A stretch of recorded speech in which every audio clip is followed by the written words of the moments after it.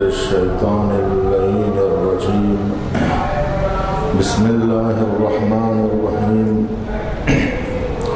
الحمد لله رب العالمين، الصلاة والسلام على أشرف الأنبياء والمرسلين، النبي المؤيد والرسول المسدد المحمود الأحمد المصطفى الأمجد بالقاسم محمد.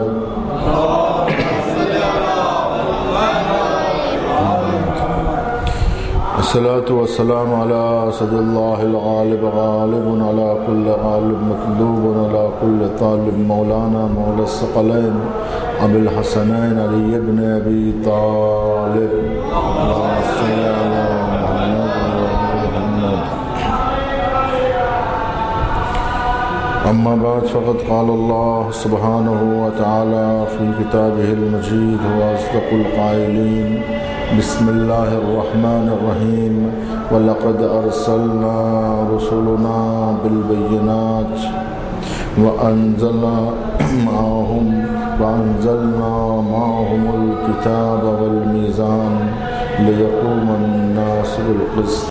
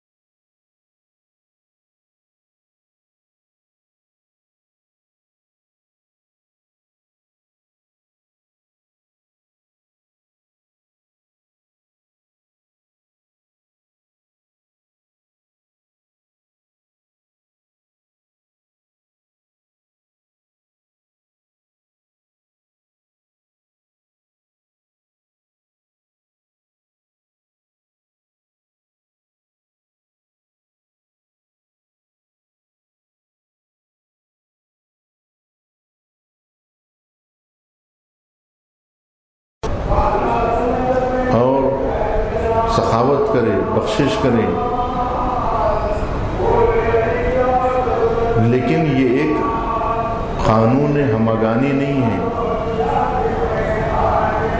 اسی لیے امیر المومنین نے سخاوت سے زیادہ عدل کو اہمیت دی ہے اور کہا کہ عدل سخاوت سے زیادہ بہتر ہے.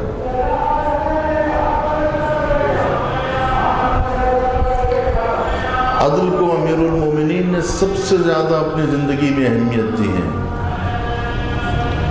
کیونکہ یہ اللہ کا وہ قانون ہے کہ جس قانون کو انبیاء و مرسلین کے ذریعے سے اللہ سبحانہ و تعالیٰ معاشرے میں نافذ کرنا چاہتا ہے کہ اگر یہ قانون نافذ ہو جائے تو پھر کائنات میں کوئی ایسی مشکل اور بے اعتدالانہ روش پیدا ہی نہ ہو سکے۔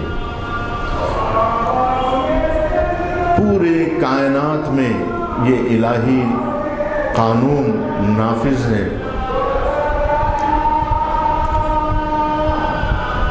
عرض کیا جا چکا ہے کہ عدل کہتے ہیں وضع شیء علی محلہ کو، شے کو اس کے محل پر رکھنا یہ عدل ہے، اور کسی چیز کو اس کی جگہ سے ہٹا دینا یہ ظلم ہے، یہ زیادتی ہے۔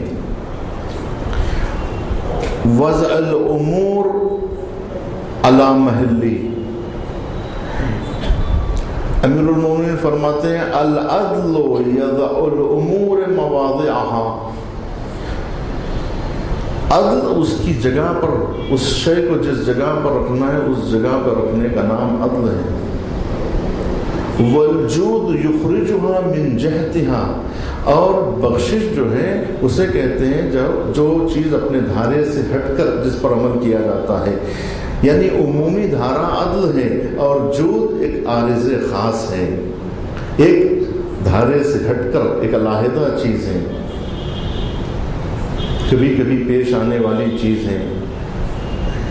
صحت ایک عمومی قانون ہے، بیماری ایک مشکل ہے، بیماری کبھی کبھی آتی ہے، بیماری اصل نہیں ہے، صحت اصل ہے، بیماری اصل نہیں ہے۔ جب ہر چیز اپنے اعتدال کے ساتھ ہو تو قانون صحت کا قانون بنتا ہے، بیماری نہیں پیدا ہو سکتی۔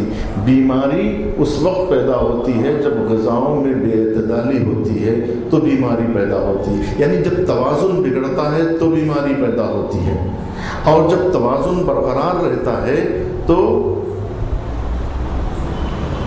بیماری پیدا نہیں ہو سکتی۔ جب بیماری پیدا نہ ہو تو تمام اعضاء کو ادھر توجہ کرنے کی ضرورت نہیں پڑتی، تو تمام اعضاء اس وقت متوجہ ہو جاتے ہیں جب بدن کا کوئی حصہ بیمار پڑ جاتا ہے، تب ضرورت پڑتی ہے اسے زیادہ طاقت دینے کی، زیادہ قوت دینے کی۔ تو معلوم ہوا کہ معاشرے میں اگر کوئی طبقہ محروم ہو جائے تو اس وقت آپ کو سخاوت کی ضرورت پڑتی ہے، لیکن اگر آپ عدالت سے کام لیں تو یہ محروم طبقہ پیدا ہی نہ ہو سکے گا۔ تو معلوم یہ ہوا کہ معاشرے میں اگر مساوات اور اعتدال کو قائم رکھا جائے تو یہ مسائل، یہ مشکلات پیدا ہی نہیں ہو سکتے۔ اگر ہر کوئی اپنی جگہ پر قانون کی رعایت کرنے لگے تو قانون میں بے اعتدالی پیدا نہیں ہو سکتی۔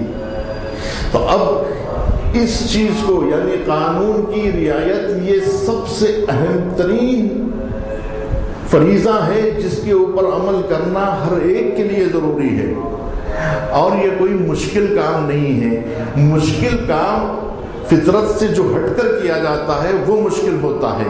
ہر ایک کو اپنی جیب کی حفاظت کرنا کتنا آسان کام ہے، اور دوسرے کی حقوق پر تجاوز نہ کرنا کتنا آسان ہے۔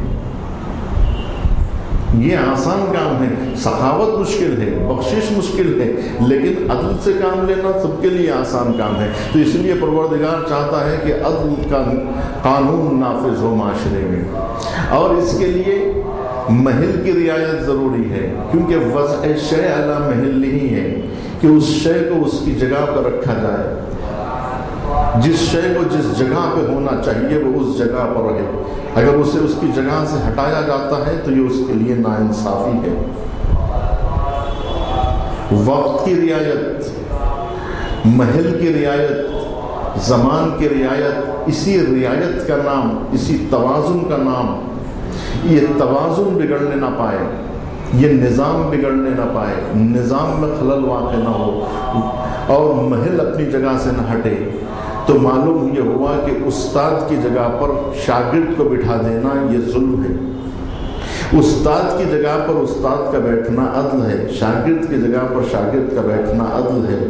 تو اصحاب کا مقام اپنی جگہ پر، اہل بیت کا مقام اپنے مقام پر، کسی کو کسی کے مقام سے ہٹا دینا یہ ظلم ہوگا، یہ زیادتی ہوگی۔ کہ اگر امیر المومنین کو نصب کیا گیا ہے خلافت کے لیے تو انہیں خلافت سے محروم کرنا ان پر ظلم کرنے کے برابر ہے، اور جس کا جو حق نہیں ہے اس کو وہ حق دینا اس کے اوپر، خود اس کے اوپر بھی ظلم کرنا ہے۔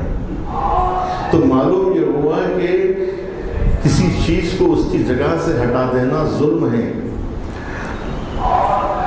اسے اس مقام سے ہٹانا ظلم ہے، انہیں اس فضیلت سے محروم کرنا ظلم ہے، یہ زیادتی ہے۔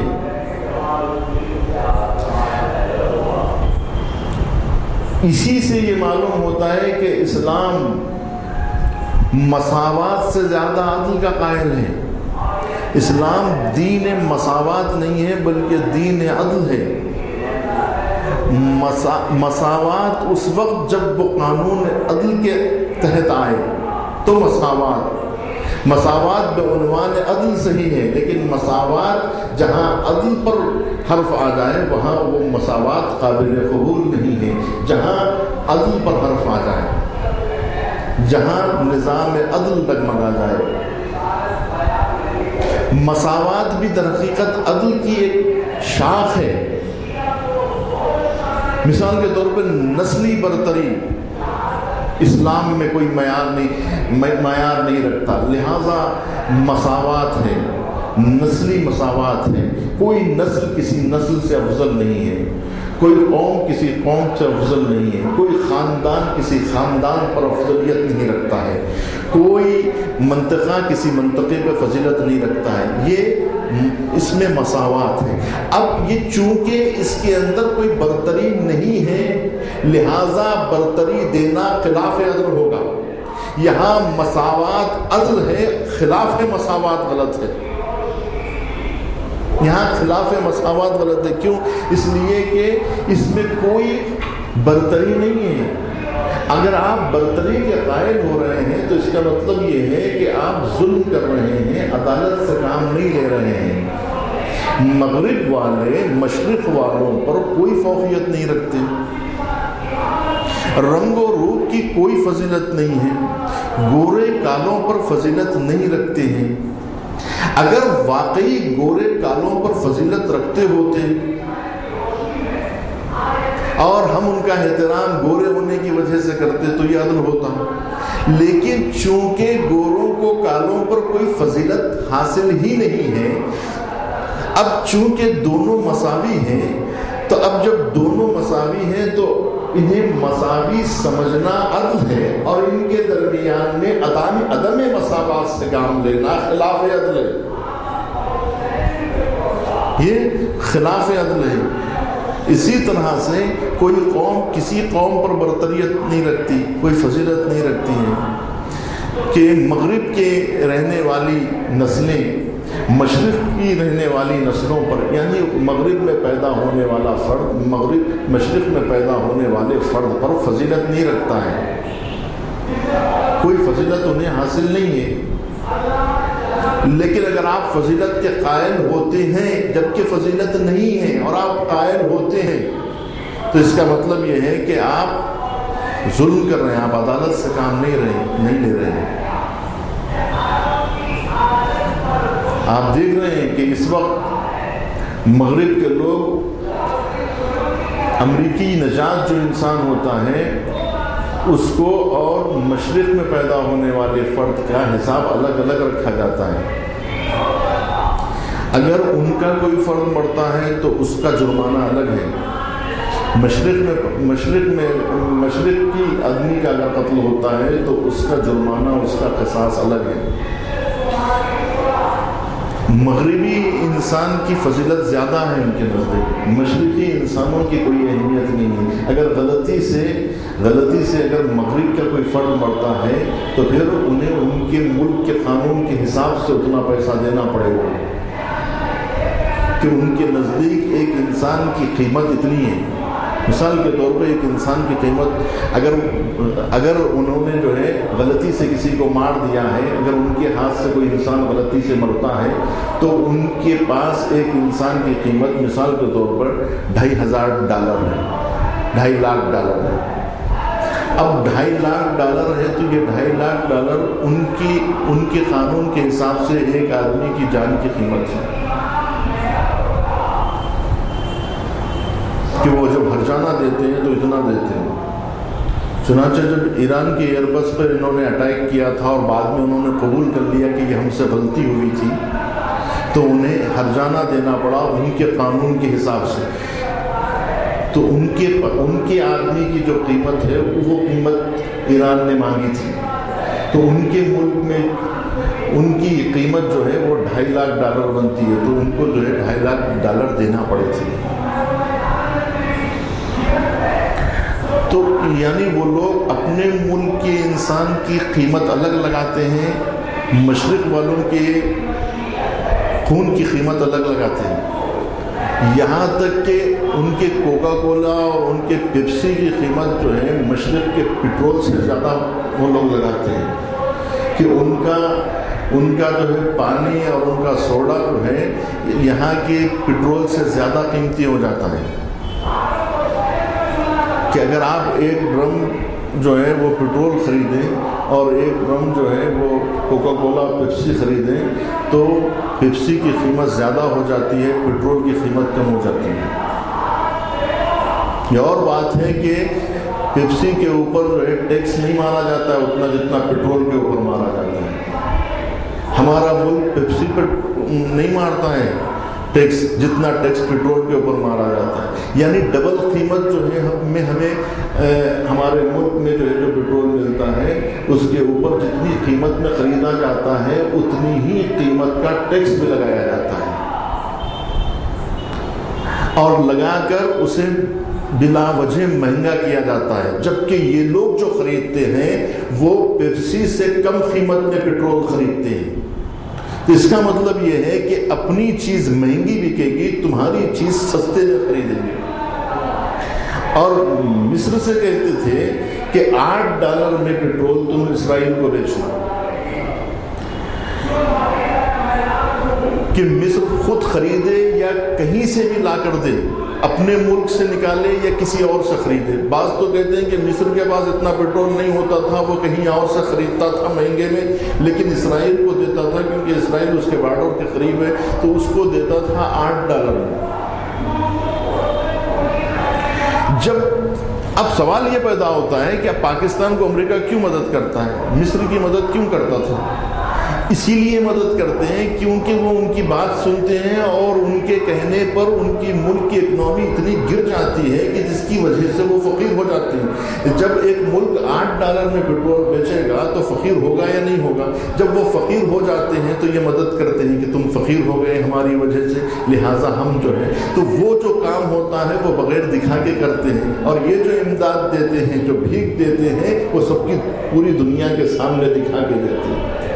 تو یہ عدم مساوات کا قانون جو دنیا میں چل رہا ہے، اور بڑی ملک اور سپر پاور کہے جانے والے ملک جو اس قسم کی بے اعتدالی سے کام لیتے ہیں، اور وہ لوگ جو بے اعتدال ممالک سے ہمدردی جتاتے ہیں، وہ لوگ در حقیقت انسانیت کے دشمن ہیں، وہ لوگ در حقیقت انسانیت کا خون چوسنا چاہ رہے ہیں، اور آپ ان ممالک کی حمایت کر کے ان قاتلوں میں آپ اپنا نام لکھا رہے ہیں کہ مشرق کے انسانوں کا خون پانی سے زیادہ سستا ہو رہا ہے، تو صرف اس وجہ سے کہ وہ ممالک بے اعتدالانہ روش پہ چل رہے ہیں، اور جو ممالک بے اعتدالانہ روش اختیار کیے ہوئے ہیں ان کی جو بھی شخص مدد کر رہا ہے، جو تائید کر رہا ہے، وہ لوگ بھی اسلام کے اس نظریے کے مطابق کہ اگر مشرق میں قتل ہو جائے اور مغرب کا فرد اس سے راضی ہو جائے تو اس کا شمار بھی قاتلوں میں ہوگا۔ من سمعت بذلک فرضیت بہ، ان لوگوں پر بھی لعنت ہو، لعن اللہ من سمعت بذلک فرضیت بہ، کہ ان افراد پر بھی لعنت ہو کہ جنہوں نے سنا اور راضی ہو گئے۔ کیا آپ کو یہ ظلم نظر نہیں آ رہا ہے؟ اگر یہ ظلم نظر آ رہا ہے، اس کے باوجود اگر آپ تائید کر رہے ہیں تو کھلم کھلا آپ ظالموں کی تائید کر رہے ہیں، آپ ظالموں کا ساتھ دے رہے ہیں۔ اور اگر آپ نہیں جانتے ہیں تو جب جان لیں تو اس وقت دستبردار ہو جانا چاہیے آپ کو ان کی حمایت سے۔ لوگ کہتے ہیں، آپ کے بھی ذہن میں خیال آیا ہوگا کہ بھائی میانمار میں مسئلہ ہوتا ہے لیکن ہم فلسطین ہی کا مسئلہ اٹھاتے ہیں، مسئلہ کہیں پر بھی ظلم ہوتا ہے ہم جو ہے اسرائیل ہی کے خلاف بولتے ہیں۔ اس کی وجہ یہ ہے کہ ساری دہشت گردی کی جڑیں جا کر اسرائیل سے ملتی ہیں، اور دنیا کی ساری مظلومیت کی اس وقت جو علامت ہے وہ فلسطین ہے۔ اگر وہ مسئلہ حل ہو جاتا ہے تو سارے مسئلے حل ہو جاتے ہیں، اور اگر وہ مسئلہ حل نہیں ہوتا ہے تو کوئی مسئلہ حل نہیں ہوگا۔ اس لیے کہ سب سے پہلی فائل جو رکی ہوئی ہے وہ فلسطین کی ہے۔ جو اسرائیل کی سب سے پہلے جو نشانہ بن رہے ہیں وہ لوگ بن رہے ہیں، یعنی ظلم کی پہلا نشانہ جو بن رہے ہیں وہ قوم کی ہم مدد کر رہے ہیں۔ ہم اس کو نجات دینا چاہ رہے ہیں جو ظلم سے سب سے پہلے قریب ہے۔ اس کے بعد کی فہرست میں سعودی عرب میں رہنے والے بھی آ جائیں گے، اس کے بعد جو ہے آپ کو جو ہے جنت البقیع کا مسئلہ بھی ہوگا۔ لوگ کہتے ہیں بھائی جنت البقیع کا مسئلہ چھوڑ کے آپ خود کا مسئلہ کیوں پیش کر رہے ہیں؟ مسئلہ یہ ہے کہ یہ سارے مسائل اس مسئلے پہ ٹکے ہوئے ہیں۔ یہ مسئلہ حل اگر نہیں ہوتا ہے تو کوئی مسئلہ حل نہیں ہوتا ہے، اور اگر یہ مسئلہ حل ہو جاتا ہے تو اس کے بعد سارے مسائل پیش آئیں گے۔ جس طرح سے سیدہ کونین نے فدق کا مسئلہ پیش کیا تھا، فدق ایک باغ تھا، مملکت نہیں تھی، لیکن مسئلہ فدق کا نہیں تھا بلکہ فدق کے پیچھے پوری مملکت تھی۔ اصل میں مملکت کی آزادی کے لیے فدق کا مسئلہ پیش کرنا ضروری تھا کہ اگر یہاں ظلم ثابت ہو جاتا ہے تو پھر پوری طریقے سے جو ہے سارے مسائل حل ہو جاتے ہیں۔ یہ سارے مسائل جو ہے اس ظلم کے اوپر ٹکے ہوئے، اور کھلنا جو ظلم ہو رہا ہے، مثال کے طور پر آپ مودی پر جو ہے کیس چل رہا ہے، کتنے انسانوں کا کیس چل رہا ہے نا؟ کئی ہزار انسانوں کا قتل کا الزام اس وقت مودی کے اوپر لگا ہوا ہے، لیکن ایک کیس سامنے رکھ کے بحث کی جا رہی ہے۔ 10,000 کیس سامنے رکھیے نا، نہیں 10,000 کی ضرورت نہیں ہے، اس لیے کہ 10,000 کا قتل کریں تو وہی سزا ہے، ایک انسان کا اگر قتل ثابت ہو جائے تو وہی سزا ہے۔ سزا تو وہی، ایک ہی پھانسی دینا ہے نا۔ اگر آپ نے 10,000 کا قتل کیا ہے تو کیا 10,000 پھانسی دیں گے؟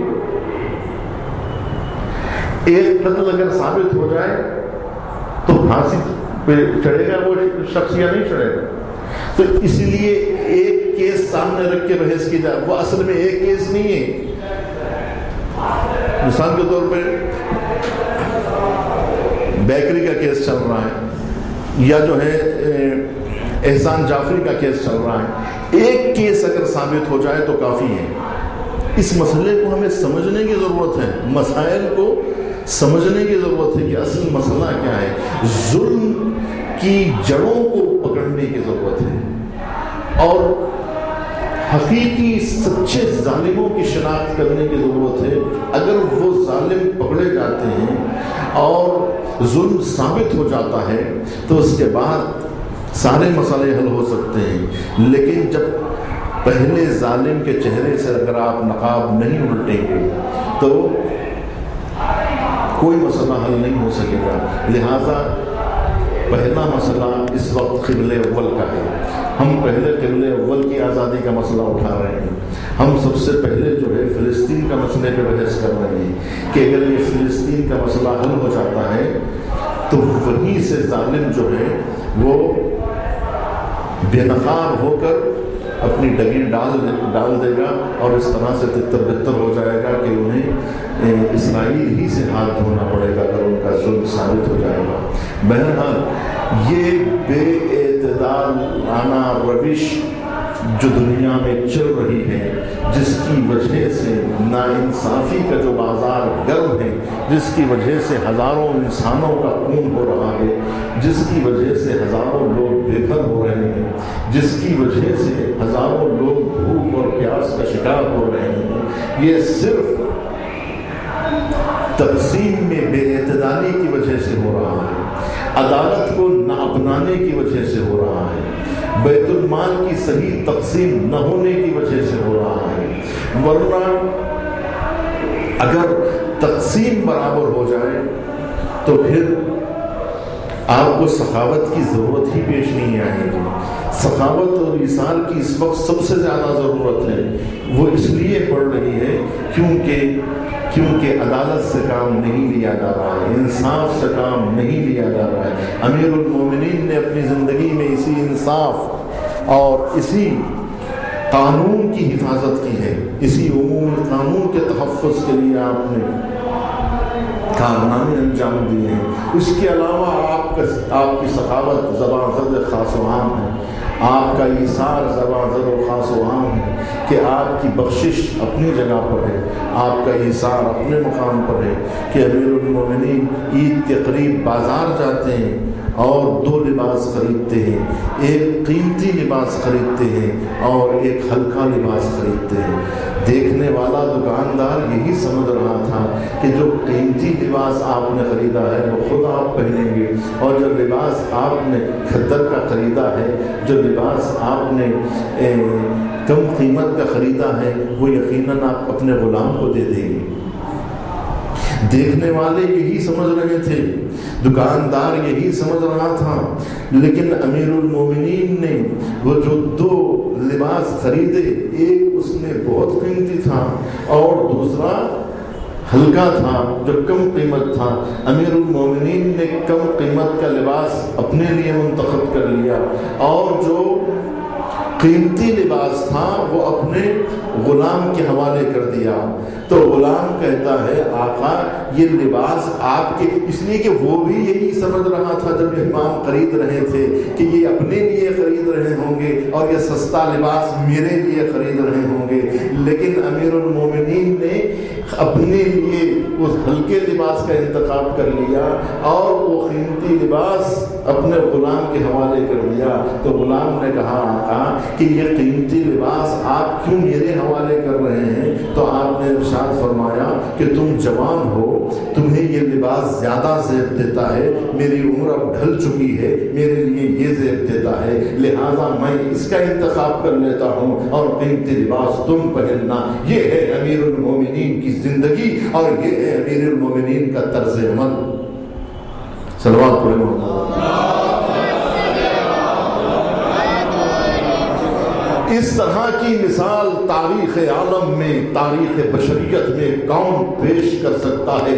اسی لیے مورخین کہتے ہیں، مفکرین کہتے ہیں کہ علی ابن ابی طالب کا طرز عمل اختیار کرنا ہر بشر کے بس کی بات نہیں ہے۔ امیر المومنین نے وہ روش اختیار کی ہے کہ جس کی پیروی ہر شرق و غرب کے مفکر کے لیے ضروری ہے، ہر شرق و غرب کے نیک نجیب انسان کے لیے ضروری ہے، ہر سعادت مند انسان کے لیے ضروری ہے کہ امیر المومنین کا طرز زندگی اختیار کیا جائے۔ اگر اقوام عالم امیر المومنین کی روش پر عمل کریں تو دنیا سے بے اعتدالی اور بے راروی کا خاتمہ ہو جائے۔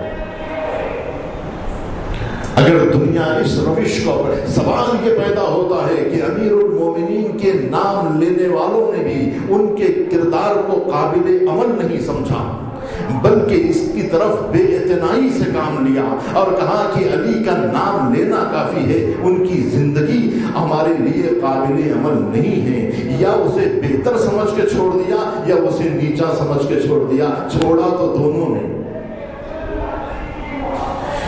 کچھ لوگوں نے نفرت میں امیر المومنین سے ذاتی دشمنی کی بنیاد پر امیر المومنین کی زندگی کی ہر عمل کو ناقابل اعتراض سمجھ کے چھوڑ دیا۔ تو اس دشمن میں اور اس دوست میں فرق کیا رہ گیا؟ دوست اور دشمن کا فرق کیا رہ گیا؟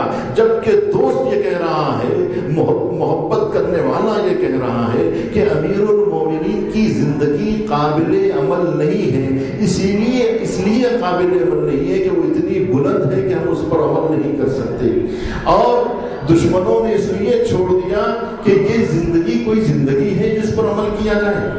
یہ کوئی طریقہ ہے جس کے اوپر عمل کیا جائے؟ لہذا دونوں نے چھوڑ دیا۔ یہ صحیح ہے کہ ہم پوری طرح سے نال بن نال اور نقش قدم پر قدم نہیں رکھ سکتے، لیکن کوشش ضرور کر سکتے ہیں۔ لیکن جو لوگ کوشش کرنے کی بھی کوشش نہیں کر رہے ہیں، وہاں تک پہنچنے کی کوشش نہیں کر رہے ہیں، اور اس طرز عمل کو اختیار کرنے کی تمنا بھی نہیں رکھتے، آخر ان کا حشر کیا ہوگا؟ اس قوموں کا حشر کیا ہوگا؟ وہ قومیں کس قدر زوال پذیر ہو جائیں گی کہ جو امیر المومنین کے نقش قدم پہ چلنا نہیں چاہتی۔ اور اس طرح کا عمل جب تاریخ اسلام میں ہمارے ان رہنماؤں کے پاس ملتا ہے کہ جس کی دنیا پیاسی ہے، دنیا ایسے رہنماؤں کو نہیں پیش کر سکتی ہے، ایسا طرز عمل کسی رہنما نے نہیں پیش کیا ہے، کسی حاکم نے یہ طرز زندگی اختیار نہیں کی ہے۔ کسی حاکم کی زندگی میں آپ امیر المومنین کی زندگی سے مقایسہ کسی بھی دنیا کے حاکم کا نہیں کر سکتے۔ آج حکمرانوں کو امیر المومنین کا نامہ پیش کیا جاتا ہے کہ آپ اس روش پر عمل کیجئے۔ امیر المومنین نے مالک اشتر کے نام جو سیاسی خط لکھا تھا، وہ خط دوستوں کو اتنا پسند آیا کہ وہ ہر رہنما کے حوالے یہ کرتے ہیں اور کہتے ہیں کہ اس خط پر عمل کیجئے، اس روش کو اپنائیے، اگر آپ اس روش کو اپنائیں گے تو یقیناً آپ سرخرو ہو جائیں گے۔ یہ کہہ کر ہر حکمراں کو امیر المومنین کا یہ خط پیش کیا جاتا ہے، وہ آنکھوں سے لگا کے رکھ دیتا ہے۔ وہ یہ پوچھ سکتا ہے کہ تم لوگ جو مجھے یہ خط دے رہے ہو، کوئی خط تمہاری قوم تک بھی پہنچا یا نہیں؟ کوئی خط تمہاری قوم تک بھی امیر المومنین نے پہنچایا یا نہیں؟ ایک مشہور واقعہ ہے کہ ایک عالم دین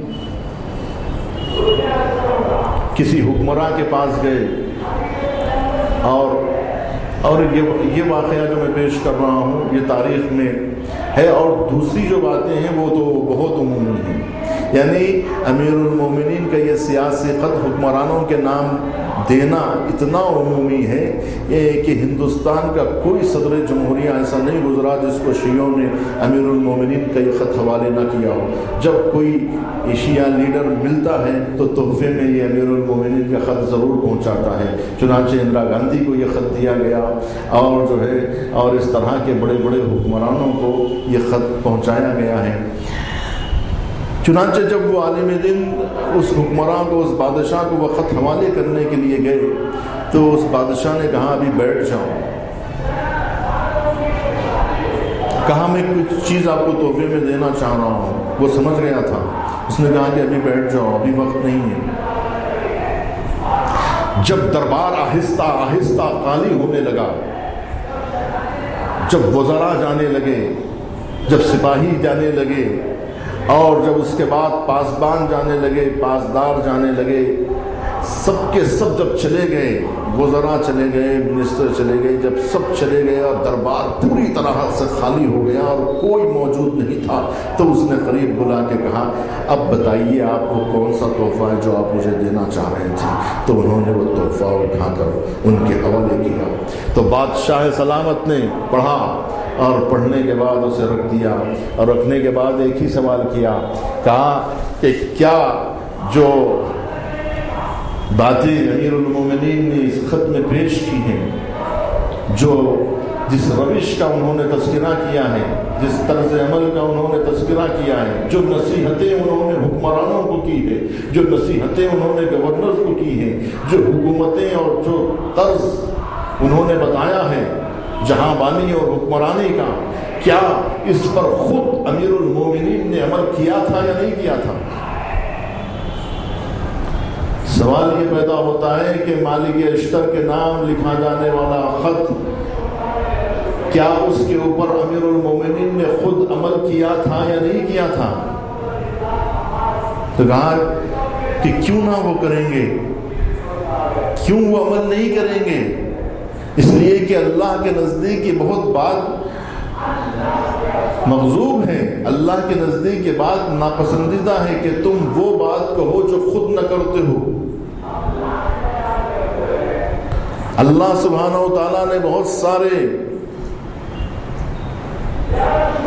حکمرانوں کو، علماء کو اور بزرگوں کو جو نصیحت کرتے ہیں ان سے یہی کہا کہ کبر مقتا عند اللہ، اللہ کے نزدیک یہ بہت بات ناپسندیدہ ہے کہ تم وہ بات کہو جو خود جس پر عمل نہ کرتے ہو۔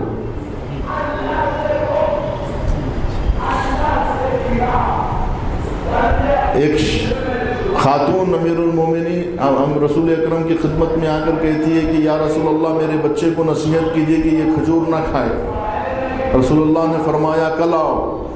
وہ کل آئی تو کہا نہیں آج نہیں پرسوں۔ جب 2-3 دن کے بعد وہ خاتون آئی تب نبی کریم نے بچے سے کہا کہ بیٹے کھجور زیادہ مت کھایا کرو۔ خاتون نے کہا یہی بات آپ نے پہلے دن کیوں نہیں کہتی، دوسرے دن کیوں نہیں کہتی؟ کہا اس دن میں خود کھجور کھایا ہوا تھا، دوسرے دن میں خود کھجور کھایا ہوا تھا۔ آج میں نے اس بچے کو نصیحت کرنے کے لیے صبح سے میں نے کھجور نہیں کھایا ہے تاکہ میں اسے اس منہ سے کہوں جس منہ سے میں نے خود عمل کیا ہے۔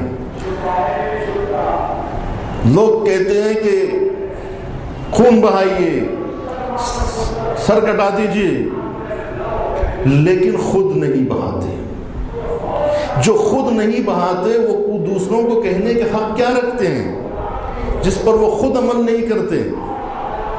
آیت اللہ خامنائی کی میں تقریر سن رہا تھا کہ انہوں نے کہا کہ جس وقت حملہ ہو جائے ہمارے ملک پر تو اس وقت ایسا نہیں ہوگا کہ ہم یہاں بیٹھ کر نصیحت کریں گے، بلکہ ہم لباس جنگی پہن کر سب سے پہلے ہم بارڈر پہ نظر آئیں گے، سرحدوں پہ پہلے ہم نظر آئیں گے جس وقت ہمارے ملک پر حملہ ہوگا۔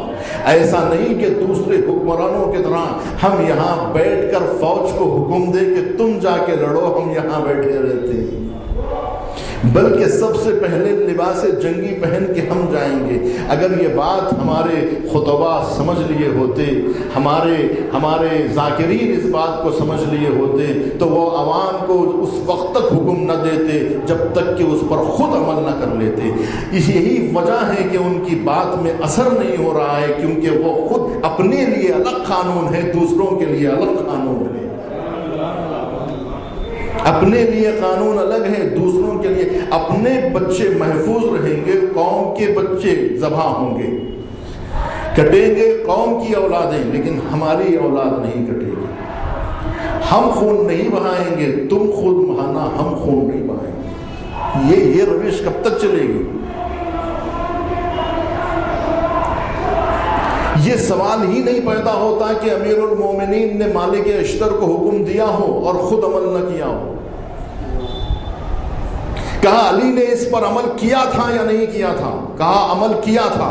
اگر عمل کیا تھا امیر المومنین نے تو سوال یہ پیدا ہوتا ہے کہ خود ان کو کیا فائدہ پہنچا اس پر عمل کرنے سے کہ ہم اگر اس پر عمل کریں تو ہماری حکومت میں وسعت پیدا ہو جائے گی، ہماری طاقت بڑھ جائے گی۔ یہ وہ اصول بتائے گئے ہیں جس پر اگر عمل کیا جائے تو ہم خود ہی اپنے آپ کو لائق نہیں سمجھیں گے۔ اس پر اگر عمل کر لیا جائے تو پھر خود ہماری زندگی اجیرن ہو جائے گی۔ اگر اس پر عمل کر لیا جائے تو خود ہمارے لیے مشکل پیدا ہو جائے گی۔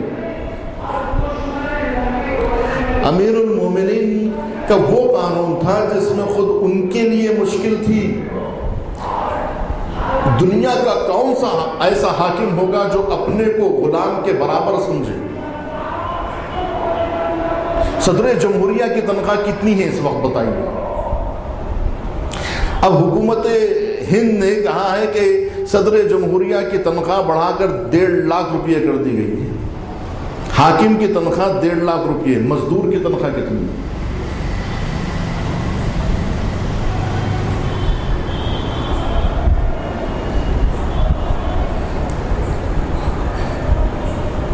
تو سوال یہ پیدا ہوتا ہے کہ یہاں پر شخصیتوں کا احترام تنخواہ کے ذریعے سے ہوتا ہے کہ جس کی تنخواہ زیادہ ہے وہ اتنا زیادہ محترم ہے، وہ اتنا زیادہ جو ہے بزرگ ہے، وہ اتنا زیادہ، کیونکہ سرکاری تنخواہ میں سب سے بڑی تنخواہ صدر جمہوریہ کو دی جاتی ہے۔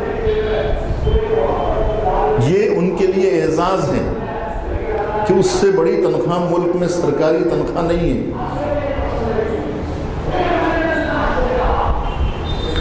امیر المومنین کہہ رہے ہیں کہ فرد کے اعتبار سے میرا اور میرے غلام کا حساب ایک جیسا ہونا چاہیے۔ یہ وہ طریقہ کار تھا جس کو برداشت کرنا نہ صرف یہ کہ دوسرے گورنرز کے لیے مشکل تھا، خود ان کے قریبی خاندان والوں کے لیے مسئلہ مشکل ہو گیا تھا۔ امیر المومنین کا طرز عمل دنیا سے اس قدر ہٹ کر تھا کہ اگر آج علی آ جائے، میں نے کل بھی عرض کیا تھا کہ اگر امیر المومنین اگر آج ہمارے درمیان میں آ جائیں تو کتنے لوگ ایسے ہیں جو امیر المومنین کو پسند کریں گے۔ آپ یہ سمجھتے ہیں کہ مدینے کے لوگ اتنے ناخلف تھے کہ علی سلام کرتے تھے تو جواب نہیں دیتے تھے، اور آپ سمجھتے ہیں کہ آج کے ہم لوگ اتنے قدردان نکلیں گے کہ علی سلام کریں گے یا ان کے سلام کرنے سے پہلے ہی ہم ان کا بڑھ کے ہاتھ چوم لیں گے۔ تو یہ ہمارا خیال خام ہے، اس لیے کہ وہ لوگ جو ربیع کے زمانے سے زیادہ قریب تھے، جنہوں نے جو ہے اپنی آنکھوں سے عظمت آل محمد دیکھی تھی، جنہوں نے رسول سے حدیثیں سنی تھی، وہ لوگ سلام کرنا چھوڑ دیے تھے۔ تو آپ یہ امید رکھتے ہیں ہم اپنے آپ سے کہ اگر علی آج ہمارے درمیان میں آ جائے تو کل سے زیادہ عزت آج انہیں ملے گی؟ کیسے ہم سمجھ سکتے ہیں کہ آج ہم لوگ اگر آج ہم عدالت کو پسند نہیں کرتے ہیں تو کیسے ہم یہ کہہ سکتے ہیں کہ آج ہم علی کو پسند کرتے ہیں؟ اس لیے کہ علی مجسم عدالت کا نام ہے۔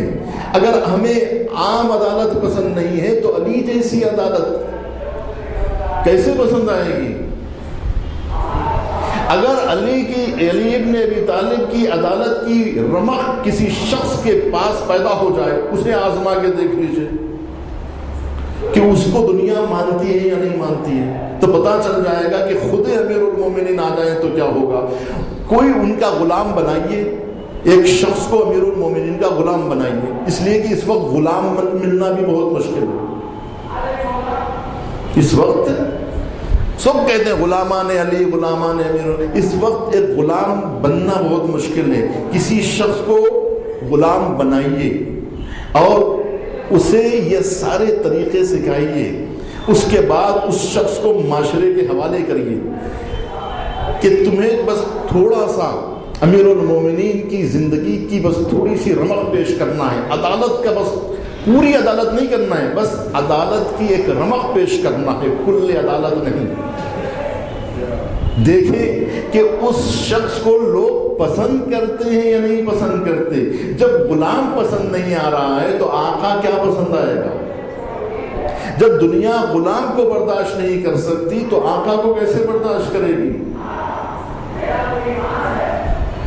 اگر برداشت کرنا ہوتا تو سب سے زیادہ جناب عقیل کو برداشت کرنا چاہیے تھا نا۔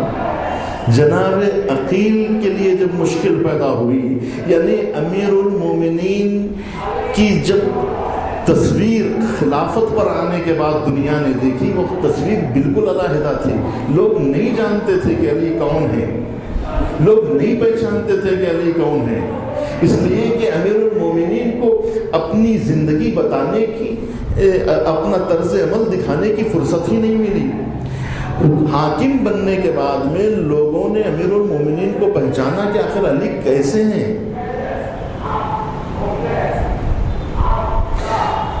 جب امیر المومنین نے اپنا طرز عمل پیش کیا تو سگی بہن کے لیے مشکل پیدا ہو گئی تھی، سگے بھائی کے لیے مشکل پیدا ہو گئی تھی۔ ام ہانی جب ان کی قمیض کے ساتھ گھر میں آتی ہیں تو دونوں کا حصہ برابر دیتے ہیں، تو ام ہانی پوچھتی ہے کہ آخر میں بہن ہوں، بہن کا حصہ کیا قمیض کے برابر ہوتا ہے؟ تو کہا کہ یہ رشتہ داری الگ چیز ہے، اگر میری ذاتی ملکیت ہو تو وہ مسئلہ الگ ہے، جب مسئلہ بیت المال کا ہو تو تقسیم کے سلسلے میں بہن اور کنیز کے درمیان میں فرق نہیں پیدا کر سکتا۔ تو ام ہانی کے لیے یہ مسئلہ بالکل اجنبی تھا۔ کیوں اجنبی تھا؟ اس لیے کہ اس سے پہلے تیسرے دور خلافت میں دنیا نے جو روش دیکھی تھی اسے واقعی اسلامی روش سمجھا تھا۔ یہ سمجھا تھا کہ حقیقت میں ایسا ہونا ہی چاہیے۔ مثال کے طور پر آج ساری قومیں دیکھ رہی ہیں، پورا ملک دیکھ رہا ہے کہ اس وقت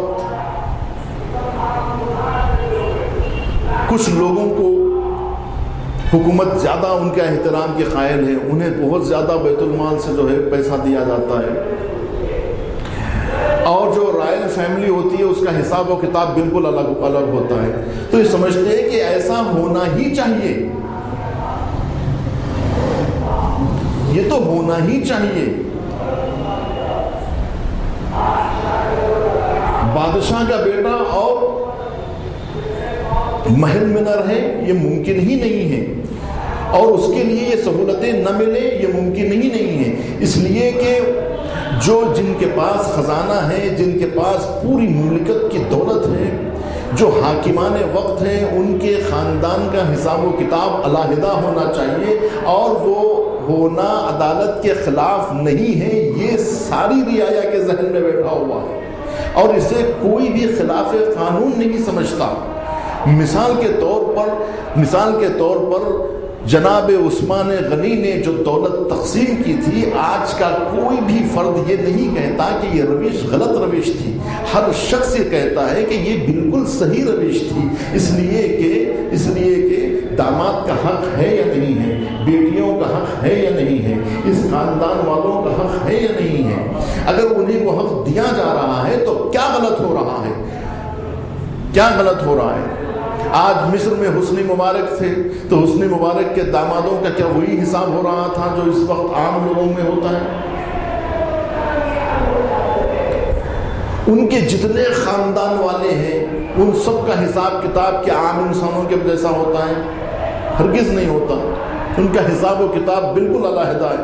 ایک فرد کی دولت کا حساب جوڑنا بہت مشکل ہے۔ اس وقت حسنی مبارک ہٹ گیا، لیکن اس کے بیٹے کے نام پہ سوئس بینک میں جو رقم ہے اس کا حساب و کتاب بہت مشکل ہے۔ اربوں کی جائیداد ہے، لیکن جب آیت اللہ خامنہئی اب اپنی بیٹی کا عقد کرنا چاہ رہے تھے، آپ جا کے ان کے ساڑو صاحب سے پوچھ سکتے ہیں کہ حداد عادل کی بیٹی سے جب ان کے لڑکے کا عقد ہو رہا تھا تو انہوں نے کہا کہ ہمارے پاس اتنی دولت یا اتنا مال نہیں ہے کہ ہم آپ کی بیٹی کو وہ چین اور سکون دے سکیں جو آپ کے گھر میں انہیں میسر تھا، اس لیے کہ آپ ایک بڑے کالج کے پروفیسر ہیں اور آپ کی تنخواہ ہم سے زیادہ ہے، لہٰذا ابھی یہ تو طالب علم ہے، اس کے پاس اتنی استعداد نہیں ہے میرے بیٹے کے پاس کہ وہ آپ کی بیٹی کو اتنے سکھ اور چین سے رکھ سکے۔ تو انہوں نے کہا کہ ہمیں کوئی گلہ نہیں رہے گا، اگر ہماری زندگی سے کمتر زندگی بھی ہو تو ہم اس کے لیے راضی ہیں۔ تب کہیں جا کر یہ عقد ہوا ہے۔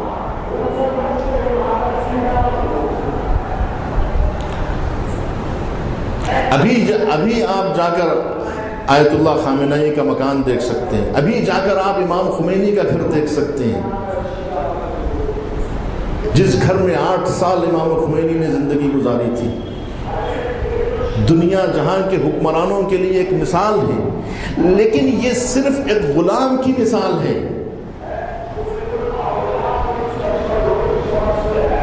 امام خمینی کی مثال ایک غلام کی مثال ہے، لیکن اس غلام کو کتنے لوگ ہیں جو پسند کرتے ہیں؟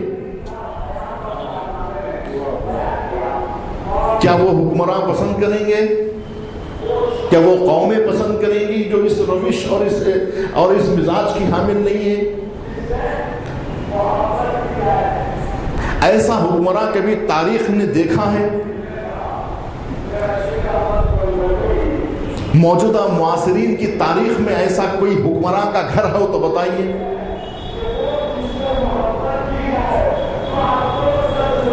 اس وقت دنیا کے جتنے صدر جمہوریہ ہیں ان تمام صدور جمہوریہ کا اکاؤنٹ دیکھیے اور آ کے احمدی نژاد کا اکاؤنٹ چیک کریے تو آپ کو معلوم ہوگا کہ جو پیسہ حکومت سے پہلے ان کے اکاؤنٹ میں تھا اس سے زیادہ آپ کو حکومت حاصل کرنے کے بعد نہیں ملے گا۔ ایک روش پیش کی جا رہی ہے یہ کیوں؟ اس لیے کہ ہمارے پاس امیر المومنین کا طرز زندگی ہے، عثمان غنی کا طرز زندگی نہیں ہے، ہمارے پاس ملوکیت کا طرز زندگی نہیں، حاکم شام کا طرز زندگی نہیں ہے، بلکہ ہمارے پیش نظر امیر المومنین کا طرز زندگی ہے۔ دونوں ہاتھوں سے لٹایا نہیں جا رہا ہے دولت کو، بلکہ غریبوں میں تقسیم کیا جا رہا ہے۔ اب جا کے ان دیہاتوں میں جائیے جہاں پر گیس پائپ لائن پہنچ رہی ہے، اور آپ کو معلوم ہوگا کہ 79 میں اسلامی انقلاب آیا تھا، 84 تک بھی جو ہے قم کے اندر جو ہے وہ گیس نہیں پہنچی تھی۔ شاہ کے زمانے میں گیس کا تیل بھی نہیں ملتا تھا قم میں، جبکہ 2 گھنٹے کے 1.5 گھنٹے کے راستے پہ قم تھا۔ لیکن لوگ کہتے ہیں شاہ کا زمانہ اچھا تھا، شاہ کا دور حکمرانی اچھا تھا۔ حیدرآباد کے سارے شیعہ اس وقت بھی شاہ پرست ہیں، کہتے ہیں شاہ بہت اچھا تھا۔ قم میں گیس کا تیل، مٹی کا تیل بھی نہیں ملتا تھا، کتنے لوگ اکڑ کے مر گئے۔ اور آج دیہاتوں میں دور ترین نقاط میں، تہران سے جو گاؤں 2000 کلومیٹر کے فاصلے پر ہیں، وہاں بھی اس وقت گیس پائپ لائن پہنچ چکی ہے۔ یہی وجہ ہے کہ پوری دنیا کی طاقت مل کر بھی اس حکومت کا تختہ الٹنا چاہے تو الٹ نہیں پا رہی ہے۔ اس کی وجہ یہ ہے کہ جڑیں اس قدر دور تک پہنچ چکی ہیں کہ دیہات تک یہ جڑیں پہنچ چکی ہیں، وہاں تک بھی گیس کی پائپ لائن پہنچ چکی ہے، اور ہر فرد ذخائر سے فائدہ اٹھا رہا ہے، جبکہ تہران سے قریب رہنے، خود تہران میں جو جنوب کا علاقہ تھا، وہاں کے لوگ بھی گیس اور تیل اور پیٹرول سے کو استعمال نہیں کر سکتے تھے۔ ایک حکومت بنا کے اس وقت پیش کی ہے الحمدللہ ہماری قوم نے، آج پوری دنیا کے لیے ایک مثال پیش کر رہے ہیں ہم، ایک پوری دنیا کے لیے ایک طرز پیش کر رہے ہیں ہم، امیر المومنین کا طرز زندگی پیش کرنے کی کوشش کر رہے ہیں۔ عوام کے اندر تبدیلی نہیں آئی ہے تو تبدیلی آئے گی۔ بس کا ڈرائیور چینج کیا گیا ہے، پوری بس کے پیسنجرز کو چینج نہیں کیا گیا ہے۔ ایک بس ہوتی ہے، بس کے اندر کئی لوگ سوار ہوتے ہیں، ایک ڈرائیور ہوتا ہے، کنڈکٹر ہوتا ہے، اور اس کے جو ہے وہ نوکر چاکر ہوتے ہیں، اور باقی کے سب پیسنجر ہوتے ہیں۔ آپ کہہ رہے ہیں وہ پیسنجر صاحب کو دیکھیے شراب پی رہے ہیں، وہ ان کو دیکھیے سگریٹ پی رہے ہیں، ان کو دیکھیے گٹکا کھا رہے ہیں، تو پیسنجر بس کے ہیں۔ ہم نے جو چیز بدلی ہے وہ ڈرائیور بدلا ہے۔ اب جب ڈرائیور صحیح ہوگا تو بس صحیح سمت میں جائے گی۔ آہستہ آہستہ انہیں ڈسپلن سکھایا جائے گا، طرز عمل سکھایا جائے گا، زندگی کا طرز زندگی سکھایا جائے گا، اور یقیناً سکھایا جا رہا ہے۔ اور ایک ایسی ملت وجود میں آ رہی ہے، ایک ایسی قوم وجود میں آ رہی ہے جس کے بارے میں آپ نے کبھی تصور بھی نہیں کیا تھا کہ کسی ایک ملک میں جس قوم پر یہ الزام تھا کہ اس قوم میں ایک حافظ قرآن بھی نہیں ہے، آج وہاں 10 لاکھ سے زیادہ حافظان قرآن پیدا کیے جا رہے ہیں۔ اس وقت پوری دنیا کی پارلیمنٹ میں بتائیے کہ 400 کچھ ممبر میں 270 ممبر حافظان قرآن ہیں۔ کسی دنیا کے اس وقت 56 سے زیادہ 57 سے زیادہ اسلامی ممالک ہیں، ان سب کی پارلیمنٹ میں جائیے، اور ایران کی پارلیمنٹ میں آپ جائیے تو وہاں نصف سے زیادہ، آدھے سے زیادہ ممبر آف پارلیمنٹ حافظان قرآن ہیں۔ سعودی عرب میں 2 لاکھ نسخے ایک دن میں تقسیم ہوتے ہیں، ایک حافظ قرآن ہے پارلیمنٹ میں۔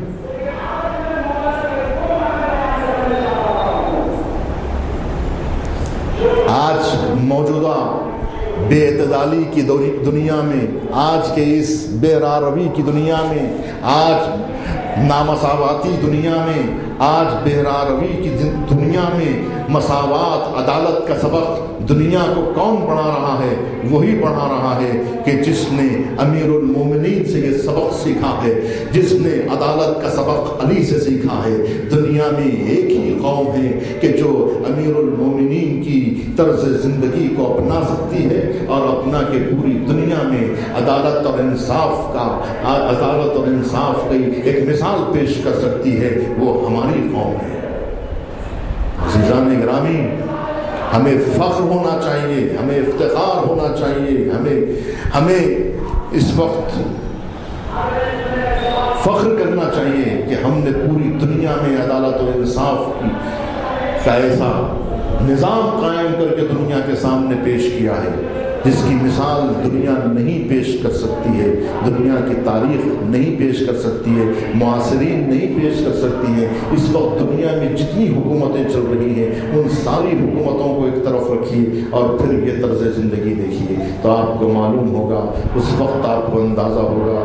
ہم یہی کہتے ہیں عزیزان گرامی، اگر خود عادل نہ بن سکو تو کم سے کم عدالت خواہ لوگوں کے ساتھ ہو جاؤ، عدالت پسند انسانوں کے ساتھ ہو جاؤ، انصاف پسند اقوام کے ساتھ ہو جاؤ، اس قوم کے ساتھ ہو جاؤ جو قوم امیر المومنین کی ماننے والی ہے، جو قوم علی ابن ابی طالب کا کلمہ پڑھتی ہے۔ زبان سے کلمہ پڑھنے والے بہت ملیں گے، عملی زندگی میں کلمہ پڑھنے والے بہت کم ملیں گے، بہت کم ملیں گے۔ اس وقت الحمدللہ غلامان علی اس بلندی پر ہے کہ جہاں تک پہنچنا شاید ہندوستان کے شیعوں کے لیے بہت مشکل ہو، جہاں تک پہنچنا شاید پاکستان کے شیعوں کے لیے بہت مشکل ہو۔ جس رفتار کے ساتھ غلامان حیدر کرار جس بلندی پر اس وقت پہنچے ہوئے ہیں کہ پوری دنیا کی نظروں کو خیرہ کیے ہوئے ہیں۔ ایٹم بم رکھنے والے مجبور ہیں، ہتھیار رکھنے والے بے بس ہیں، دولت رکھنے والے بے بس ہیں، طاقت رکھنے والے بے بس ہیں۔ علی ابن ابی طالب کے ماننے والوں کے سامنے ہتھیار بیکار ہو رہے ہیں اور دولت ناکام ہو رہی ہے، اقتدار سر جھکا رہا ہے اور تخت و تاج گھٹنے ٹیکنے پہ مجبور ہو گیا ہے کہ ہم ہر قوم سے ٹکرا سکتے ہیں، اس قوم سے نہیں ٹکرا سکتے۔ یہ علی کے ماننے والی قوم ہے، یہ میدان چھوڑ کے غاروں میں پناہ لینے والی قوم نہیں ہے۔ دنیا کے ہر حکمرانوں کو بورا کی پہاڑیوں میں تلاش کر سکتے ہو، لیکن ہمارے حکمرانوں کو کسی غار میں نہیں میدان میں دیکھنا ہوگا۔ ہمارے حکمران ہمیشہ میدان میں جنگ میں نظر آئے، ہمیشہ میدانوں میں نظر آئے، ہمیشہ میدان جنگ کی سرحدوں میں نظر آئے اور جنگ کرتے ہوئے ہاتھ میں ہتھیار لیے ہوئے نظر آئے۔ انہوں نے قوموں کو آگے نہیں بھیجا، خود اپنے لخت جگر کو آگے بھیجا ہے، خود انہوں نے اپنی قربانیاں دی ہیں، خود انہوں نے اپنے ہاتھ کٹوائے ہیں۔ آج خامنئی صاحب کا ہاتھ مفلوج ہے، آج امام خمینی نے اپنے بیٹے مصطفیٰ خمینی کو پہلے شہادت کا نذرانہ دیا۔ ہمارے پاس یہ نظیریں ہیں، ہمارے پاس حسن نصر اللہ کی مثال ہے جنہوں نے اپنا نوجوان فرزند قربان کر دیا۔ آپ بتائیے کسی حکمران کے پاس ایسی مثال ہے؟ آج سعودی کے حکمران، قطر کے حکمران، دنیا جہان کے حکمرانوں سے کہو تمہاری اولادوں کا تم نے نذرانہ پیش کیا، جواں مرگ لاشوں پر تم نے مسکرانے کی کوشش کی، لیکن ہمارے پاس ایسی مثالیں موجود ہیں۔ تبھی تو ہم کہہ سکتے ہیں کہ دنیا میں اگر کوئی علی کا نام لے سکتا ہے تو ہم لے سکتے ہیں، اور اگر آج علی کی مثال زندہ ہو جائے عزیزان گرامی تو دنیا کی ہر حکومت سے زیادہ مضبوط حکومت ہم بنائیں گے، دنیا کی ہر قوم سے بہتر قوم کی مثال ہم پیش کر سکیں گے۔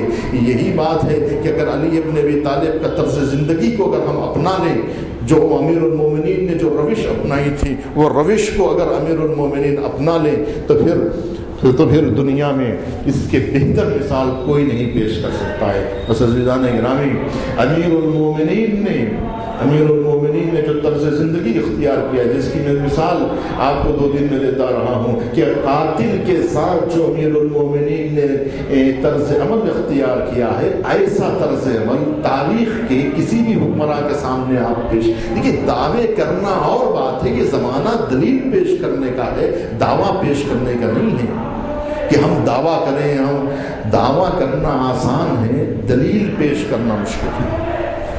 ہم تو ثبوتوں کے ساتھ گفتگو کر رہے ہیں، آپ الزامات کی بارش کر رہے ہیں، آپ الزام لگا رہے ہیں، تہمت لگا رہے ہیں، آپ کے پاس دلیل نہیں ہے، ہمارے پاس دلیل ہے، ہمارے پاس ثبوت موجود ہے، ہم کسی پر الزام نہیں لگاتے۔ آج ثابت کریے، آج ثابت کیجیے ایسا طرز عمل، تو آج ہم ماننے کے لیے تیار ہیں، اور تبرہ بازی آج سے ہم چھوڑنے کے لیے تیار ہیں اگر ایسا طرز زندگی اگر آپ پیش کریں۔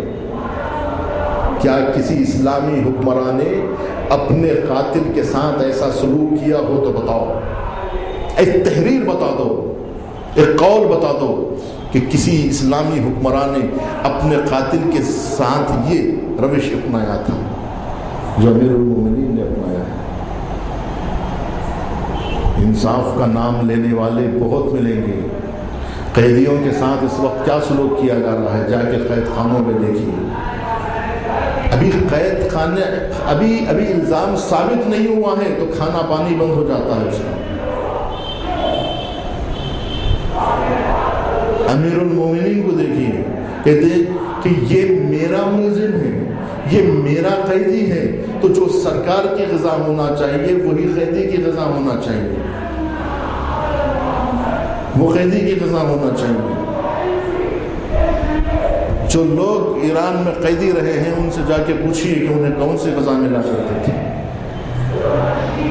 ایران کیوں مجبور ہے قیدیوں کے ساتھ اچھا سلوک کرنے کے لیے؟ مجبور اس لیے ہے کہ اس کے پیش نظر، ایران کے پیش نظر امیر المومنین کا طرز زندگی ہے، امیر المومنین کا طرز زندگی ہے۔ جو کھانا، جو ناشتہ آیت اللہ خامنہئی کریں گے وہی قیدیوں کو دیا جائے گا۔ یہ کیوں مجبور ہے؟ مجبور کیوں ہے آخر؟ اس لیے مجبور ہے کیونکہ امیر المومنین کا طرز زندگی ہے۔ علی بن ابی طالب کی زندگی پیش نظر ہے۔ کسی اور کے ماننے والے ہوتے تو مشکل نہ ہوتی، علی کے ماننے والوں کے لیے مشکل ہے کہ علی کے ماننے والوں کے لیے یہ روش اختیار کرنا ضروری ہے کہ قاتل کے ساتھ وصیت کرنا ضروری ہے۔ ہم دوستوں کے ساتھ سلوک نہیں کرتے تو ہم کیسے یہ کہہ سکتے ہیں کہ ہم علی کے ماننے والے ہیں، ہم علی کے ماننے والے ہیں؟ یا تو علی کو بدنام کرنا چھوڑ دو، یا نہیں تو پھر اپنا نام ان کے ساتھ مت جوڑو۔ اس شہر میں کتنا بدنام کیا گیا امیر المومنین کو، کوئی شیعہ ہونا نہیں چاہتا ہے، لیکن واہ آیت اللہ خمینی کا ایسا طرز عمل پیش کیا کہ آج نائجیریا میں 1 کروڑ سے زیادہ شیعہ ہو گئے لیکن تھمنے کا نام نہیں لے رہی ہے، بس ایک سیلاب ہے جو امڑ رہا ہے۔ سب کہہ رہے ہیں یہ طرز عمل چاہیے، ہمیں خمینی کا دین چاہیے، ہمیں خمینی کا دین چاہیے۔ وہ کس مسلک کے ہمیں نہیں معلوم، وہ کس مذہب کے ہم نہیں جانتے، ہم کو بس یہ زندگی چاہیے اور کوئی زندگی نہیں چاہیے، ہمیں ان کا مذہب چاہیے اور کوئی مذہب نہیں چاہیے۔ کتنا بڑا انقلاب آ رہا ہے، اور کس قدر شیعت یہاں بدنام ہو رہی ہے، کس قدر علی کے نام کو بدنام کیا جا رہا ہے، کس قدر امیر المومنین کا نام بدنام ہو رہا ہے۔ اگر علی کا طرز زندگی کو اپنا لے تو اس وقت پوری دنیا پیاسی ہے، تشنگان معارف علی ہے، دنیا نہج البلاغہ کی پیاسی ہے، لیکن ہم نے کسی کو تحفے میں بھی علی بن ابی طالب کا کلام نہیں پیش کیا، اور اگر ہم پیش بھی کریں تو کوئی ماننے کے لیے تیار نہیں ہوگا، اس لیے کہ اگر صاف اور شفاف گلاس اگر ہمارے ہاتھ میں ہو لیکن ہمارے ہاتھ میں کوڑ ہو، اگر ہمارے ہاتھ میں بیماری ہو تو ہمارے ہاتھ سے وہ شفاف گلاس کوئی لینے کے لیے تیار نہیں ہوگا، کوئی ہمارے ہاتھ سے پانی پینے کے لیے تیار نہیں ہوگا، اس لیے کہ ہم پوری دنیا میں بدنام ہو چکے ہیں۔ لیکن ہمیں اس قوم کی جیسی قوم بننا ہے، ہمیں جو ہے ان جیسے بننا ہے، ہمارے بھائیوں کے جیسے ہمیں بننا ہے، ہمارے سگے بھائی ہیں ان کے جیسے اگر ہم نہیں بنیں گے تو ہمیں کس کے جیسے بننا پڑے گا؟ ہم کس کے جیسا بننا چاہتے ہیں پہلے یہ تو فیصلہ کریں، ہم کون سی قوم بننا چاہتے ہیں یہ تو فیصلہ کریں، کس قوم کے جیسے ہم بننا چاہتے ہیں۔ ہم کو حزب اللہ پسند نہیں ہے، ہمیں حسن نصر اللہ پسند نہیں ہے، ہمیں لبنان کے شیعہ پسند نہیں ہے، ہمیں ایران کے شیعہ پسند نہیں ہے، تو کون سے شیعہ پسند ہے؟ فیصلہ کریں۔ عراق کے شیعہ پسند ہے، دوغلے سیکولرزم کے شیعہ پسند ہیں، جاہل شیعہ پسند ہیں، بے معرفت والے شیعہ پسند ہیں، جو دوست اور دشمن کی تمیز نہیں رکھتے، جنہوں نے اپنے سروں پر 30 سال تک صدام کو مسلط رکھا، جس نے اپنے سینوں کے اوپر امریکہ کے نقش قدم کو سجائے رکھا، وہ ویسے شیعہ بننا چاہتے ہیں، تو پھر آپ کو پامال ہونے کے لیے تیار ہونا چاہیے، کچلے جانے کے لیے تیار رہنا چاہیے۔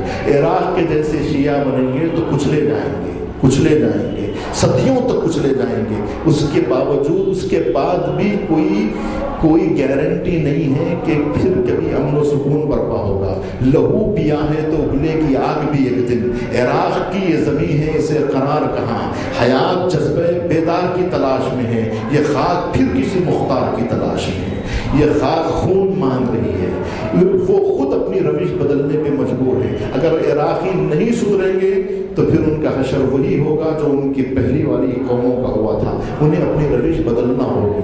عراق کے شیعہ الحمدللہ بدلنے لگے ہیں، عراق کے لیڈر الحمدللہ بدلنے لگے ہیں۔ مقتدیٰ صدر اس وقت قم کی سرزمین پہ تعلیم حاصل کر رہے ہیں۔ اس وقت وہ ایرانی سیاست اور اسلامی سیاست اور علی ابن ابی طالب کا طرز زندگی سیکھ کر انشاءاللہ جب عراق کی حکمرانی کو حاصل کریں گے تو اس وقت ایک نیا عراق پیدا ہوگا، ایک نیا عراق جنم لے گا، دنیا شیعت میں پھر عراق کا نام مشہور ہوگا۔ لیکن اس کے لیے 3 نسلوں کو قربانیاں دینا پڑے گی۔ پہلی والی نسل میں قربانی دی، بعد والی نسل میں قربانی دی، اس وقت کی اب تک کے کئی لاکھ لوگ، یعنی خود امریکہ کے آنے کے بعد 10 لاکھ لوگ مرے، اس سے پہلے عراق اور ایران کی جنگ میں کتنے لاکھ لوگ مرے۔ ولایت فقیہ کو نہیں مانیں گے، مرجعیت کو نہیں مانیں گے، مراجع کو نہیں مانیں گے، علماء کو نہیں مانیں گے، کیا حشر ہوا؟ بس کل آخری گفتگو ہے کہ اب وقت ختم ہو چکا ہے، لیکن میں صرف آپ کو ایک مثال دے رہا ہوں۔ جن لوگوں نے ولایت فقیہ کو مانا اور جن لوگوں نے نہیں مانا، میں نے بمبئی میں بھی وہاں پر مغل مسجد میں بھی میں نے یہی مثالیں دی تھی وہاں بمبئی میں، کہ ایک طرف امام خمینی تھے، ایک طرف باقر صدر تھے، ایک طرف عراق، ایک طرف ایران، ایک طرف ولایت فقیہ کے ماننے والے، ایک طرف ولایت فقیہ کا انکار کرنے والے، ایک طرف مرجع کے پیچھے رہنے والے، ایک طرف مرجعیت کا انکار کرنے والے، دونوں شیعہ تھے۔ اور دونوں کا حشر کیا ہوا؟ لوگوں نے پردے ڈال کے رکھا تھا، یہاں قافلے لانے والوں نے دھوکہ دیا یہاں ہماری عوام کو، کہتے تھے کہ عراق میں بہت جو ہے وہ بہت رونقیں ہیں، بہت ڈیولپ ہو چکا ہے عراق، بہت وہاں ترقی ہو چکی ہے، بہت بریجیں بن چکی ہیں، بہت بڑی ترقی ہے، آپ جا کے دیکھیے، آپ بغداد جا کے دیکھیے، اب جا کے دیکھیے جس ملک میں 20 گھنٹے اس وقت لائٹ نہیں ہے، تاریکی میں ڈوبا ہوا ایک ملک، ایک طرف روشنی میں نہایا ہوا ملک، ایک طرف ترقی کی وہ اعلیٰ منزلیں کہ جہاں خلا کو توڑ کر ایرانی میزائل آسمان کی بلندیوں کو چھو رہا ہے، اور ایک عراق کی قوم جو مرجعیت کو نہیں مانتی، جو شیعت کو، جو ولی فقیہ کو نہیں مانتی، کہ جو تعلیم نہیں رکھتی، جس کے پاس دین کی صحیح تصویر نہیں ہے، وہ بھی شیعہ، یہ بھی شیعہ۔ یہاں سائنسدان، وہاں پر معمولی اسکول کا جانے والا بچہ بھی وہاں نہیں ملتا، کوئی صحیح اسکول۔ جس ملک میں لائٹ نہ ہو اس ملک میں تعلیم کیا ہوگی، اس ملک میں کالج کتنی ہوگی؟ کوئی عراق میں شیعہ سائنسدانوں کا آپ کو نام معلوم ہو تو بتائیے۔ زمین کی بات کریے نا، آپ آسمانوں کی مت ہانکیے، آپ زمین کی بات کریے، آپ زمین کی بات کریے۔ آپ بھی شیعہ ہیں، حزب اللہ والے بھی شیعہ ہیں، دونوں میں کیا فرق ہے ذرا آئینے اٹھا کے دیکھیے۔ ہم بھی شیعہ ہیں اور وہ بھی شیعہ ہیں۔ حیدرآباد کے شیعوں میں اور لبنان کے شیعوں میں کیا فرق ہے، عراق کے شیعوں میں اور ایران کے شیعوں میں کیا فرق ہے؟ ان تصویروں کو آپ پڑھیے، انشاءاللہ مطالعہ کیجیے تو آپ کو معلوم ہوگا کہ علی ابن ابی طالب کا نام لینا کتنا آسان ہے اور ان کی طرز عمل کو اختیار۔ دو قومیں ہیں، ایک نام لے کے جینے والی ہے، ایک کردار پہ مرنے والی ہے۔ کردار پہ مرنے والے کہاں پہنچتے ہیں، نام لے کے جینے والے کہاں تک پہنچتے ہیں۔ نام لے کے جینے والے زندگی بھر بھیک مانگتے رہیں گے اور علی کے نام پہ بھیک مانگنے والی قوم پیدا ہوگی، لیکن علی کے کردار کی دہائی دینے والے آسمان کی بلندیوں پہ چھو کر دوسروں کو خیرات بانٹیں گے، خود بھیک نہیں مانگیں گے۔ عزیزان گرامی، ایران بھیک مانگنا نہیں سکھاتا، ایران خیرات بانٹنا سکھاتا ہے۔ ایران نے ہمیشہ قوموں سے کہا ہے کہ خیرات بانٹو، خیرات بانٹو۔ خیرات سعودی عرب سے بڑھتی ہے، ایران سے کبھی خیرات نہیں بڑھتی، ایران سے کبھی خیرات نہیں بڑھتی۔ ایران سے وابستہ جو ملک ہوتے ہیں وہ اتنے بلند ہو جاتے ہیں کہ دوسروں کو خیرات تقسیم کرتے ہیں۔ سعودی عرب تقسیم کر رہا ہے دولت، سعودی عرب کی تقسیم شدہ دولت پر آج جو ہے ناچنے والے لوگ یہ سمجھتے ہیں کہ ایران دولت تقسیم کرتا ہے۔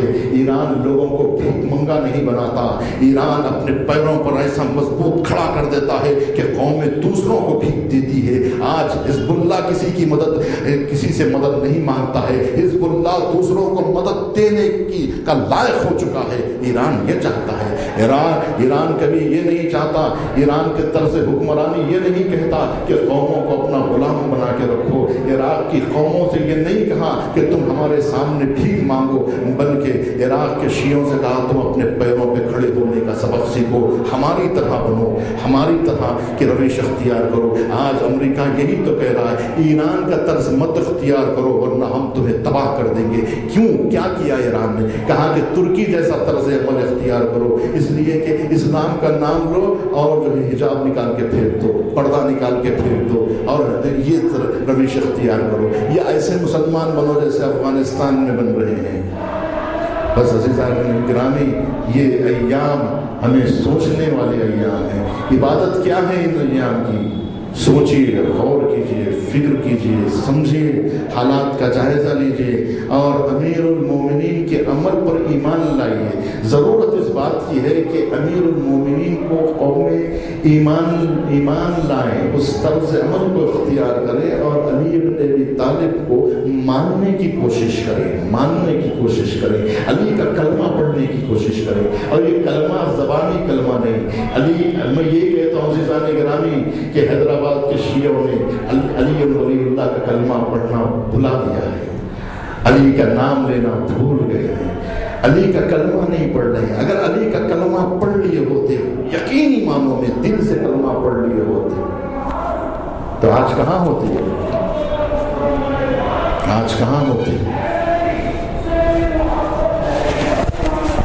کہاں ہوتی ہماری قوم اگر ہم علی کا کلمہ پڑھنے والے ہوتے؟ ہم بھی ہمارے بھائیوں کے ساتھ آسمان کی بلندیوں پہ اڑتے ہوتے۔ آج پوری دنیا ہمارے پیچھے ہوتی، آج امریکہ کی نیندیں ہمارے نام سے ہوشیار ہو جاتی اور جو ہے ان کی نیندیں حرام ہو جاتی، لیکن ہمارا وجود یہاں ہے، لیکن ساری قومیں آرام سے سو رہی ہیں، لیکن ہم سے کوئی نہیں ڈرتا، ہم سے کوئی خوف نہیں کھاتا۔ لیکن مدینے میں ہوتی تھی علی کی اولادیں تو بغداد کانپتا تھا علی کی اولادوں سے۔ امام موسیٰ کاظم کو 25 سال تک زندان میں رکھا گیا، کیوں؟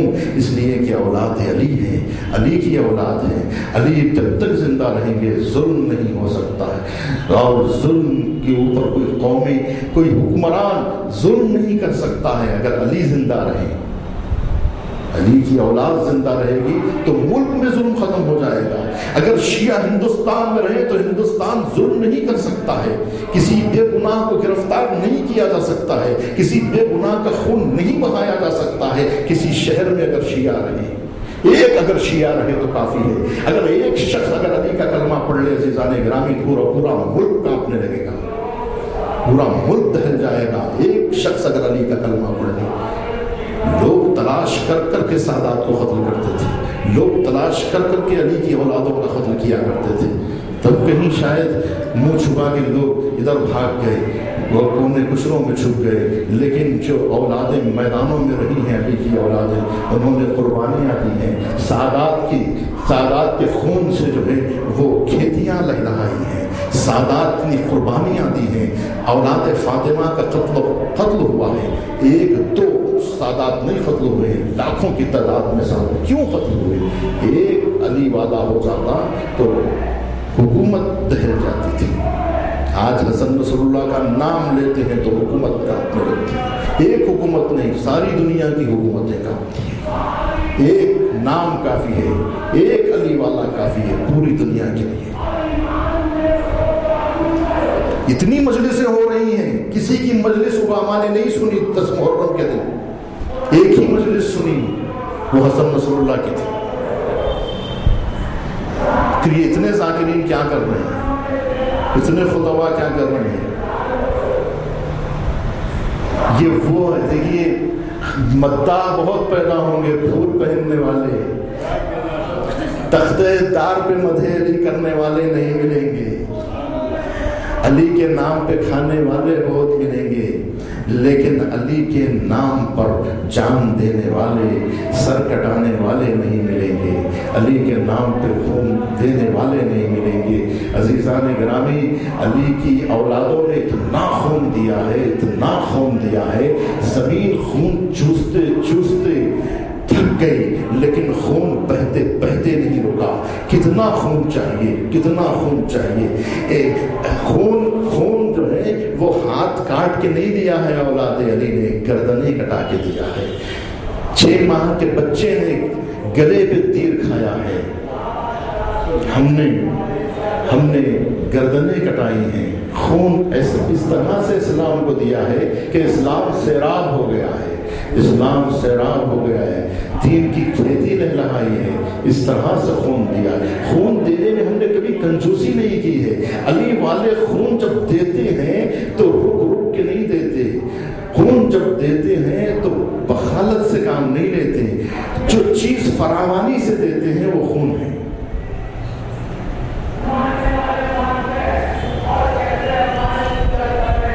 امیر المومنین نے جب خون دیا تو یہ نہیں کہا کہ آج میں ناکام ہو گیا۔ جس زندگی کو بچانے کی خواہش تھی وہ زندگی آج بچ گئی۔ جس زندگی کو عیش و آرام کی نعوذ باللہ میں نے عادت ڈالی تھی، اب وہ مقام تک میں پہنچ گیا جو میری نیت تھی، جو ہدف تھا، جو مقصد تھا۔ حکومت پر پہنچ کر یہ نہیں کہا فزت برب الکعبہ، خلافت ملی تو یہ نہیں کہا فزت برب الکعبہ، تخت و تاج ملنے کے بعد نہیں کہا فزت برب الکعبہ، لیکن جب محراب عبادت میں امیر المومنین کے سر پہ ضربت لگتی ہے تو مولا کہتے فزت برب الکعبہ، کہ کعبے کی رب کی قسم آج میں کامیاب ہو گیا۔ جب خون سر سے بہنے لگا تب کہا پروردگار یہ سر جس کے لیے تھا آج اس کے لیے قربان ہو رہا ہے۔ پروردگار جس مقصد کے لیے تو نے کعبے میں علی کو پیدا کیا تھا آج اسی مقصد کے لیے علی محراب عبادت میں اپنی جان نثار کر رہا ہے۔ پروردگار اس نذرانے کو قبول فرما۔ ربنا تقبل منا انک انت السمیع العلیم۔ پروردگار تو سننے والا بھی ہے، تو جاننے والا بھی ہے۔